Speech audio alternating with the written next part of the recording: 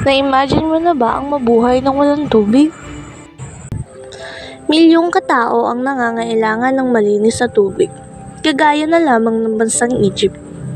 Limitado lamang ang malinis sa tubig para sa kanilang pagkain pati na rin sa kanilang inumin.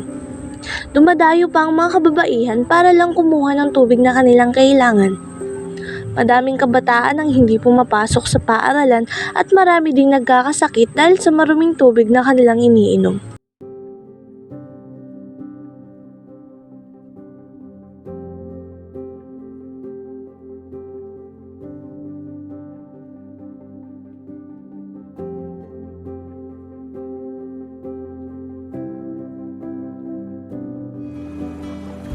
Yan ang pinaka-challenge dito. Mahigit ng ilang dekada, tubig pa rin ang pinaka-problema dito sa amin.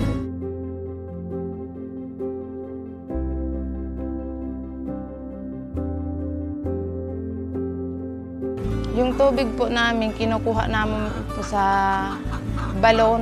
May dadaanan pa po kaming sapa.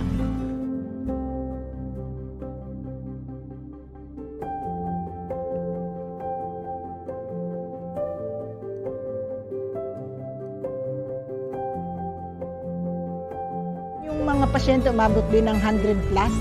Wala na silang malay na nadating, kaya pagdating talagang saksak na kami agad ng IV. Ang mahirap po sa pagtuturo sa mga pupils, wala po kasi ditong flowing water. Maraming lugar din na naaapektuhan ng kawalan ng tubig o kakulangan ng tubig sa Maynila tuwing sasapit ang tag-init o El Nino.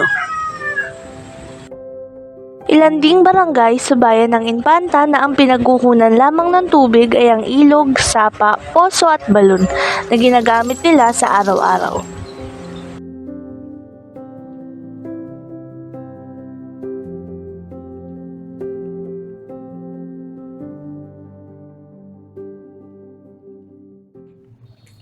Ang kakulangan sa supply ng malinis na tubig ay malaki ang epekto sa mga negosyo.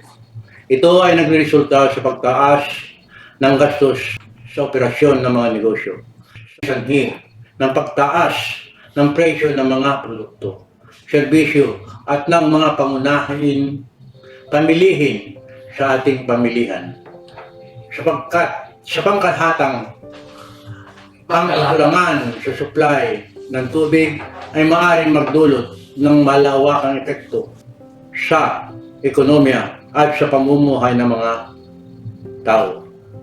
Kaya naman mahalaga ang agarang aksyon ng sambayanan upang mapanatili ang sapat at abot-kayang supply ng tubig para sa lahat. Nananawagan din po ko sa lahat, maging responsable tayo sa paggamit ng tubig at pangangalaga sa ating kalikasan. Patuloy ang pagtaas ng mga bilihin. Ang tamang paggamit natin ng tubig o ang pagtitipid sa tubig ay malaki ang may tutulong sa pang-araw-araw na gastusin ng bawat pamilya. Huwag tayong maging asong aksaya, hindi lamang sa tubig, kundi sa lahat ng bagay, mga kababayan. Negatibong epekto sa mga proyekto ng civic society ang isyu ng patubig. Maaring ito magdulot ng pagkaantala o pagkasira ng mga proyekto para sa mahihirap na mamamayan. Halimbawa, kung ang layunin ng isang proyekto ay magbigay ng access na malinis na tubig sa isang komunidad ng mga maralita, maaring hindi matapos ang proyekto o hindi ito maging epektibo dahil sa kulangan ng supply ng tubig sa ating lugar. Kaugnay nito, kung ang proyekto ay hindi magtatagumpay dahil sa kakulangan ng supply ng malinis na tubig, maaaring magdulot ito ng pag-alinlangan at pagdududa sa kakayahan ng mga ahensya o organisasyon na magsasagawa ng mga proyekto o bababa ang suporta at interes ng mga donors sa mga susunod na proyekto. Na maapektuhan nito ay ang mga kababayan natin na nasa laylayan ng lipunan. Sa ating mga kababaihan, ang pangunahing pangangailangan ay ang malinis at sapat na tubig upang mapanatili ang ating personal na kalinisan, lalong higit sa mga araw na tayo ay may buwa ng dalaw. Ang hindi regular na paglilinis ng ating mga katawan ay malaking banta sa ating kalusugan, lalong higit sa mga senior citizens. Madali silang kapitan ng sakit at infeksyon. Gayon din, karaniwan sa bawat tahanan ay tayong mga kababaihan ang inaasahan sa mga gawaing bahay tulad ng paglalaba, pagluluto at marami pang iba. Kung kulang o walang supply ng malinis na tubig, mas magiging mahirap para sa atin ang mga gawain ito dahil kailangan pa natin mag-igip sa balon o sa malayong batis. Ito ay kukonsumo ng ating lakas o enerhiya at ng ating oras o panahon na maaari na sana natin igugol sa pakikipagbanding sa ating mga kapamilya. Pagkakaroon ng simpleng pagkakakitaan at siyempre sa pagpapabuti at pagpapaunlad ng ating mga sarili. Sa kabuuan, ang kakulangan sa supply ng malinis na tubig ay may malawakang epekto sa kalinisan, kalusugan, kaunlaran ng mga kababaihan at maging sa pangkabuhayan ng buong pamilya. Ang mga diwasto at negatibong epekto ng kakulangan sa supply ng malinis na tubig ay maaaring magdulot ng seryosong paghihirap sa mga mag-aaral, gayon din sa mga guro at gayon din sa ibang mga magulang na naghihintay ng kanilang mga anak.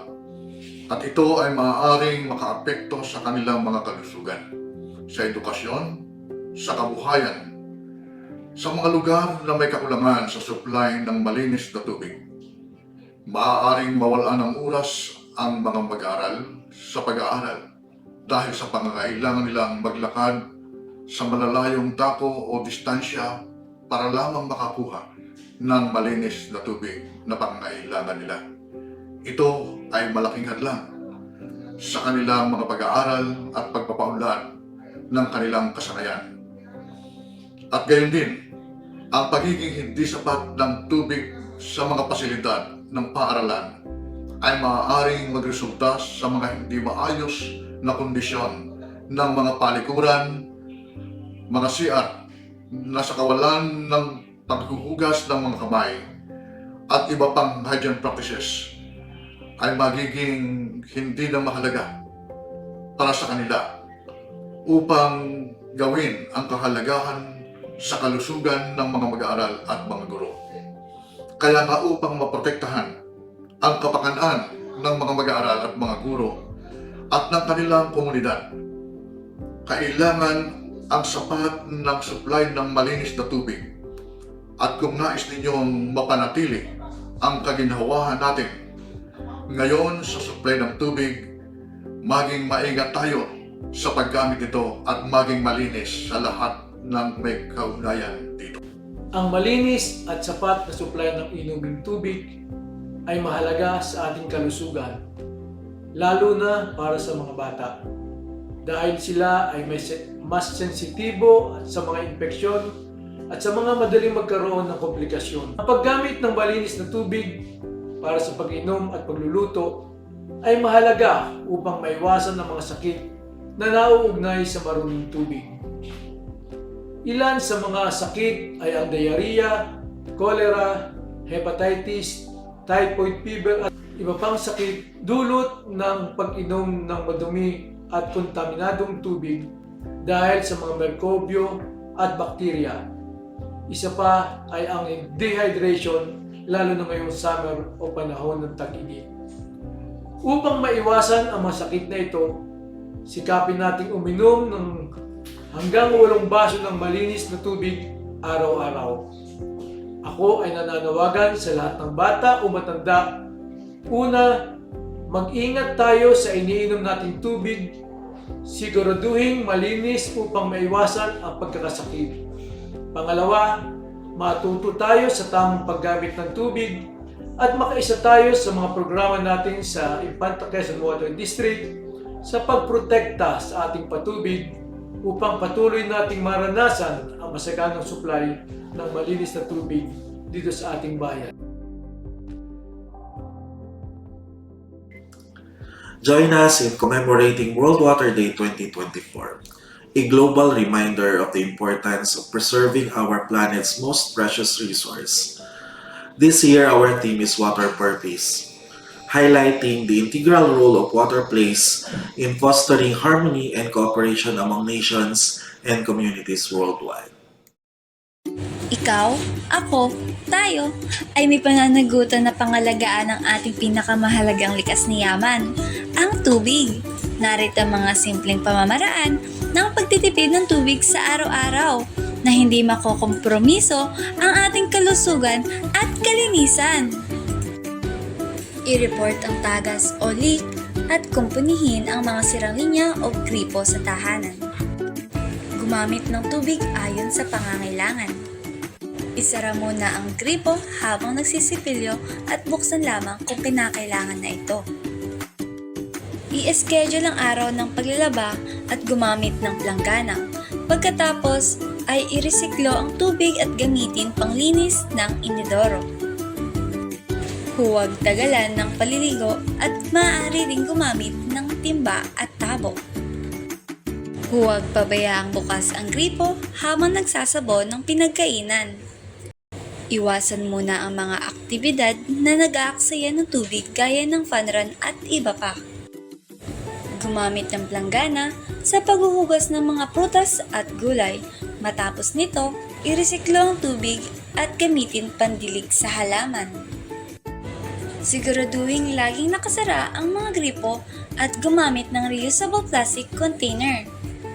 Ipagbigay alam sa tanggapan ng IQWD kung may napapansing iligal na koneksyon ng tubig, itawag sa mga numerong ito.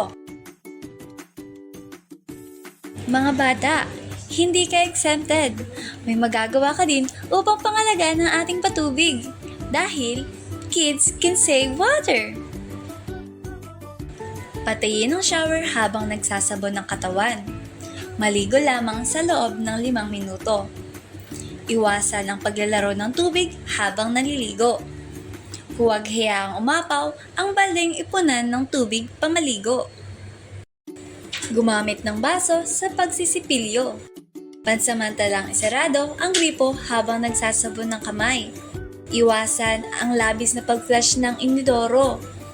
At iwasan ang pag-flush ng tissue at iba pang basura sa inodoro. At huwag maglalaro ng tubig. Remember that you are a water saver. Ituring natin ang kapangyarihan ng tubig upang itaguyod ang kapayapaan at katatagan sa ating pamayanan. Sa pamamagitan ng wastong pag-iingat at pamamahala sa mga mapagkukunan nito, ay maaari nating buksan ang pinto patungo sa isang mas pantay at matibay na kinabukasan para sa lahat. Sa bawat patak na matitipid natin ngayon, ay isang hakbang patungo sa mas mapayapang bukas.